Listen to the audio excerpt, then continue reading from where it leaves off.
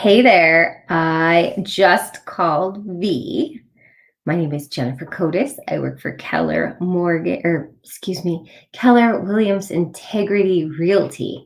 Don't work for a mortgage company. Oh, and there's V. No, I couldn't access. Sorry. It's all Technical right. difficulty. It's all right. Hi, Boba. Hi. You're looking super clean in all this mud. How does he manage? Well, he just don't go outside often. Yeah, he's got a little food mustache. I like that. Yes. Well, I was just introducing myself and Jennifer Kotis. I almost started saying mortgage because I'm so used to having other people on here that are mortgage people. So I'm Jennifer Kotis with Keller Williams Integrity Realty, and you are? Feed in with Colin William Integrity Realty as well. Yep, and we're out of the Lakes office in Minneapolis, Yes. Minnesota. And today we're talking about Open uh, houses. open house etiquette. I was like, what are we talking about? Oh, yeah. I had a brain fart. Coffee time. So you are finishing up the parade, right? It ended, or is it ending? Is ending this weekend. So it's the last time to get a free finished basement, you guys, with Eternity Homes builder. Oh, that's exciting. That's a good deal because a Very finished good deal. basement is like $30,000. Well, yeah, for the plans, it's gonna be some 30 to average is $40,000. Okay. Is a really, really good deal. So if you're interested in new builds, please contact us. Her or me. Brand new homes. Easy peasy. So, okay, well, we're talking about open house etiquette, okay? So we'll talk about pre-pandemic, where you'd see an open house sign and you would just go in, and it would be, didn't matter how many people were there. You greet your host. Hi, I'm Jen. Welcome to this open house, and let me know if you have any questions, type deal, and you hand them a flyer. But things have changed post COVID. Yes, very much. Yeah. So tell me, what kind of things do you see during the parade of homes? Because if for those of you that don't know what parade of homes are, they're new construction homes that are staged that people can come and tour, and they're open just like a storefront would be, or like an IKEA or a Target, where you just walk in and look around. And you can kind of get a feel for the space. You can sit on the couches, you can pretend you're watching TV. Some of them, the TV works, so then you can actually sit there and watch TV while your friends and family look around. But tell me, what do you see? What's the most common behavior you see at open houses? Well, I think it's a new normal now that people pretty much respect other people. Um, in the point where if they see if they will enter with masks on. mm, at the beginning we asked that for other open houses people wear gloves, but for the parades we just put out a huge bottle of hand sanitizer, and ask that everybody will use hand sanitizer when they enter the home. And if one party already in the home, the second one will just go wherever nobody was. So if you in the kitchen, they will automatically turn down to the basement. So it's just kind of like just new normal. I totally forgot how what it was in different world, in a Mm-hmm. normal world. But we asked that the face masks have to be on for this the entire time. We trying to stay away 6 feet away from each other, um, Mm-hmm. and use hand sanitizer before and after seeing the home. And most of the door and closet will be open so that, if you don't want to, you don't have to touch them. We try and sanitize everything. If it's um, it's a little bit different with new homes and pre-existing home. With the pre-existing home, we sanitize all the doorknob and like anything that touching surface. Light Yep, switches, yep. doorknobs, handles. Before and after. So yeah, we tried our best to do our part, and I think that the clients, the visitors are really respectful and just comply. So it's Mhm. very important that we being good example. Yeah. Well, and the capacity thing is something that I want to be mindful of too. Like a lot of my sellers will be home, especially if they work from home. And that can be a little awkward for just plain old showings, maybe not an open house, but for showings. And they're there, with their headset on their like computer doing their thing. Sometimes they're on conference calls and you see people walking around back behind them, looking at things, opening cupboards, and they're like trying to work. It's important that we maintain good manners, respectful words. If you have something negative to say, you can wait till you leave. And I think for a lot of sellers, right now during COVID, especially for open houses, is that they have a lifestyle now because it's been more than, like a habit of being home. It is now officially a lifestyle working from home. And they've been doing it for so long. And some people have been doing it pre-pandemic. So this is just, oops, sorry. It's just something that they do. And they don't want that interruption, And so it's very important that we are respectful. Their house might be a little bit more cluttered than usual, especially for open houses. They try to clean up, but when your dining room space is now your workspace, or your kids desk for school, there's going to be extra stuff in the house. We don't have those places that we can go compartmentalize our lives anymore. Everything's at home. Yes. And Mhm. I can imagine that it must be really tough for seller in this market, because I feel like if you pretty much have like if you have a house on the market, pretty much you have to be gone like the first, you know 1 or 2 days of it being on the Mhm. market, because of it being a seller market. Just the buyer just eager to check out the house. It's Yes, and crazy. we have to be respectful, you guys. We don't allow like overlapping showings a lot, like especially the association doesn't want us to do that at all.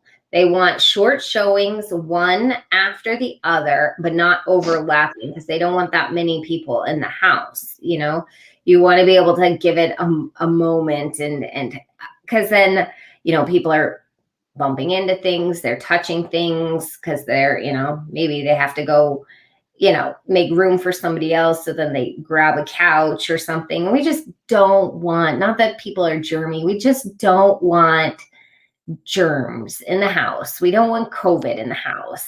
And we want to be really respectful if they're still there, especially if they're kids. They could be high risk. There's a lot of multi-generational families. Okay. Oh, ready? So you can download this. I have it, but there is the NAR, the National Association of Realtors, always does these studies and surveys and things like that. And they publish their 2020 profile of home buyer and a home seller. So there's lots of statistics in there. And one of the things that they found in 2020, which was more interesting than not, is multi-generational living. And we've been seeing this as a trend more and more because first time home buyers are having a hard time buying because of home prices and student loans. So, what we are seeing is an uptick in multi-generational living. So, with that being said, if people are selling their home, they might be having elderly parents live with them. They might be having, so it becomes a risk. We're taking more risks inside our own lives a little bit to kind of help out each other. And that's where we're seeing, like kids going to school, coming home and giving their elderly grandparents COVID and things like that. So, kids being homeschooled. And anyway, it just gets so complicated, doesn't it? Yes.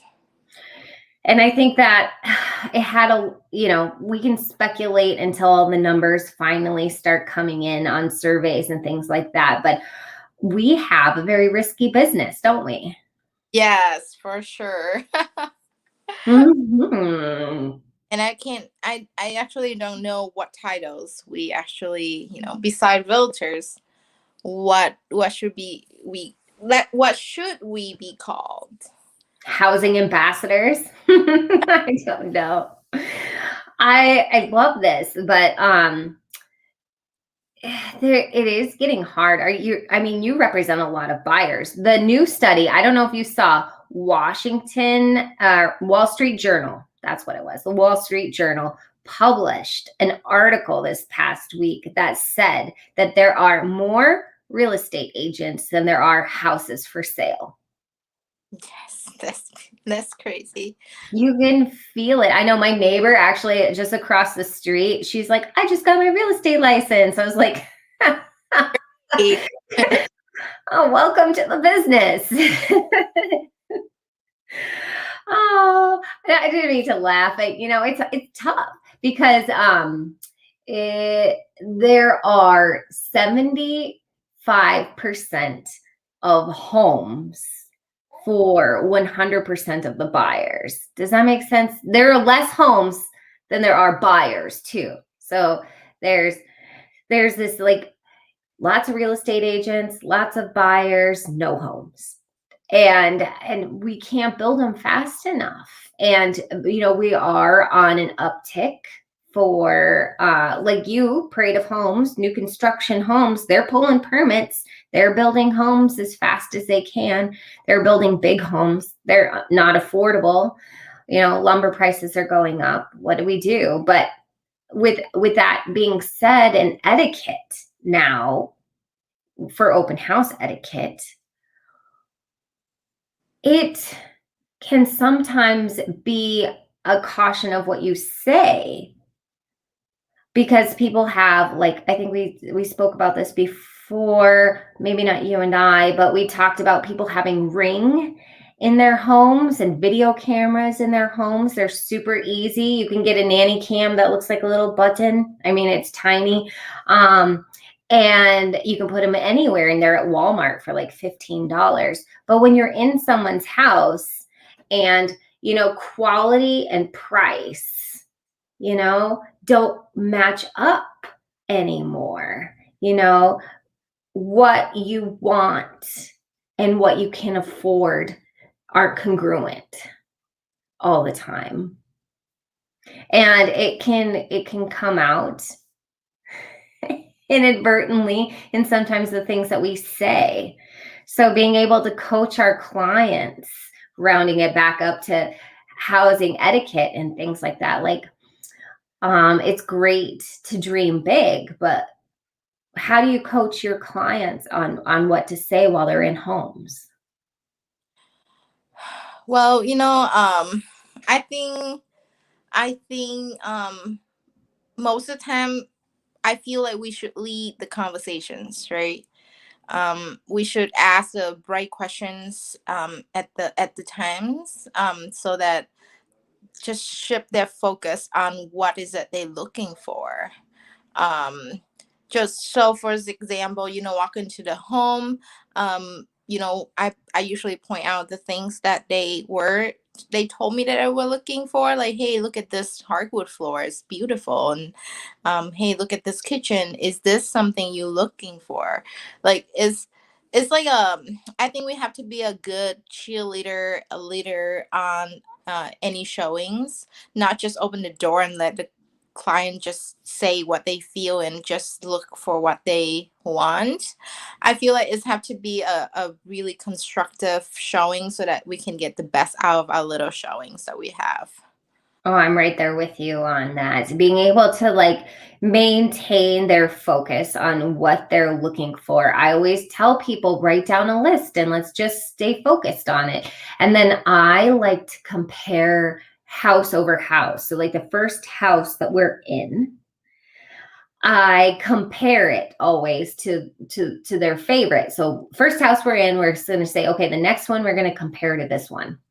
And then we go through the checklist again. Okay. And then we leave that second house. Okay. How did it compare to the first one? Which one would you buy, the first one or the second one? And they always say, we'll say the second one. Okay. So then we'll compare the first or the third one to the second one and say, which one would you buy, the third or the second? And they'll say, oh, it's still the second. And then they'll explain why. But I try to wait until we leave to have those conversations, because there was one time, and the reason why I bring up cameras is a couple years ago, I was out showing a buyer a house. And so some of those cameras work as a two-way radio. Like you can talk to the person like bing bong, and they can say, who is it?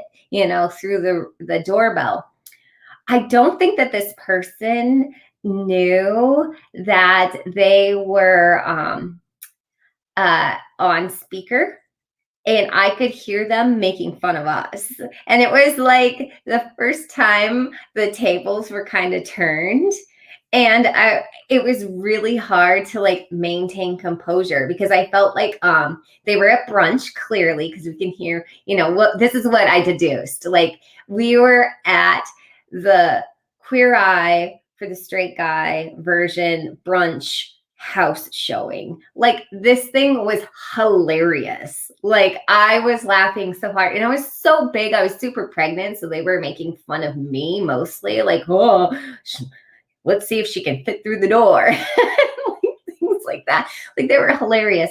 But the first time the tables are turned, because normally we're there and we're critiquing them. And so I think that I became hyper aware of my own actions in that moment. And ever since then, I coach my clients. We use safe words. Did I ever tell you about this? Yep. Yeah, I think I did. So when we're out showing homes and they don't like the one that we're in, instead of being cruel about it and saying, like, no, this place is terrible, I don't want to be in it, this place is shit. I tell them to ask me, hey, Jen, you want to go get some pizza? Because even some people just have a hard time saying, no, this isn't the one. And sometimes even just being able to say, do you want to go get some pizza? Like, this isn't the one for me. Like, let's go. That can be helpful too. It's fun coming up with these little ways to talk to our clients and stuff, but we're running a bit long, and I want to be mindful of your time today. Well, that's okay. It's always fun. I know it's fun. What are we doing next week? Um, I had it up, but then I lost. tomorrow? Beep, boop, boop. Well, tomorrow I'm with Gigi. Okay. But, or no, that's not tomorrow, because we're switching to Monday, Wednesday, Friday. And so now you and I will be next Wednesday again. And I'm switching over. Ooh, favorite kid activities, which will be unusual for you because you don't have a kid, but you can talk about your pup. He's your baby. Let's talk about my puppy. Because I know there's lots of places. There's like puppy happy hours places, lots of fun dog places to go to. So yeah, let's talk. Boba's agree. He does agree, yeah. Okay, well, you guys, bye, V. I will see you soon. We're on for lunch one of these days, okay? Have a good day. Bye, Boba.